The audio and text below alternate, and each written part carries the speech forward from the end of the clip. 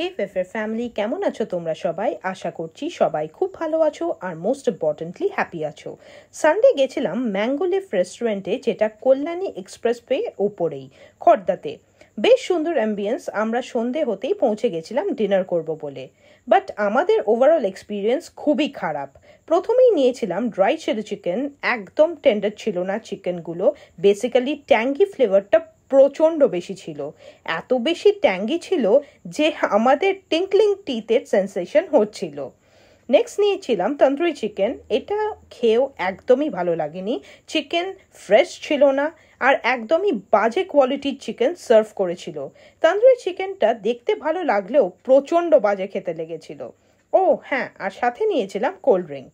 Basically এই দুটো dish খেয়ে এত বাজে এক্সপিরিয়েন্স ছিল যে আমরা আর মেন কোর্সে অর্ডার করলাম না কিছুই। আমি তো আর কোনোদিনও এই রেস্টুরেন্টে ভিজিট করব না। স্টাফদের বিহেভিয়ারও একদমই ভালো লাগেনি। একদম ওয়েলকামিং নয়। ডেকে ডেকে অনেকক্ষণ বাদে অর্ডার নিতে আসছে, আর এসেই দাঁড়িয়ে অর্ডার নেওয়ার টাইমও একদমই ইচ্ছা নেই যেন অর্ডার নেওয়ার, এই রকম একটা ভাব। একদমই ভালো লাগেনি আমার, honestly speaking. Ambience is very good, but overall experience এই রেস্টুরেন্টের জন্য খুবই বাজে।